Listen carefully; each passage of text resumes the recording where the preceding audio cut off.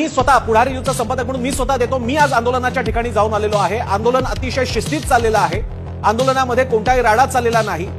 जे कार्यकर्ते आजूबाजूला दिसत आहेत ते इतक्या मोठ्या संख्येने आहे की त्याच्यामुळे लोकांना वाटू शकतं केवढीही गर्दी आहे, पण त्याचं कारणच आंदोलनाचं ठिकाण आहे. उद्या जर का दसरा मेळाव्यातले शिवसैनिक एका क्षणात दादरला पसरले तर जे वातावरण बघायला मिळेल ते वातावरण तिथे बघायला मिळतं. तिसरी गोष्ट म्हणजे ग्रामीण भागातून कधी नव्हे तो मुंबईत आलेला आहे. त्यांना तुमच्या मुंबईशी काही देणं घेणं नाहीये. त्यांना त्यांच्या आरक्षणाशी देणं घेणं आहे. 1, 2, 3 दिवस काय आले तर लगेच आम्हा सगळ्यांना केवढी मुंबईला भेटीला धरलं, काय त्रास झालाय आम्हा सगळ्यांना. ही मंडळी तीच आहेत की जी मुंबईमधल्या आपल्या सगळ्यांच्या घराला अन्नधान्यानं भरतात. जिकडून आपला सगळा कच्चा माल येतो, जिकडून आपल्यासाठीचा वर्कफोर्स येतो, तोच हा वर्ग आहे, तो आपल्याकडे आलेला आहे. त्याच्या बाबतीत आपण बोलतो, याची आपण सगळ्यांनी जाणीव ठेवायला पाहिजे.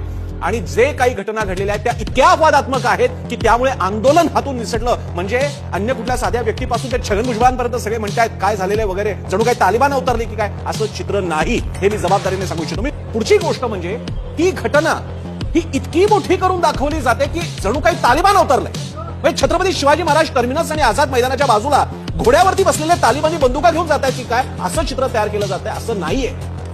तिकडे आजही रेल्वे वगैरे व्यवस्था सुरू आहे. जेवढा ताण यायचा तेवढा आलेला तेवढा येत नाही का आपल्याकडे? यापुढे आपले कार्यक्रम झाले नाहीत का? आज जेव्हा दिल्लीच्या जंतर मंतरवरती अण्णाद्रेंचं आंदोलन सुरू होतं तेव्हा नव्हता का ताण आला त्यांच्यावरती? सगळ्यांनी कव्हर केलेले त्याचे पण अनुभव आहेत.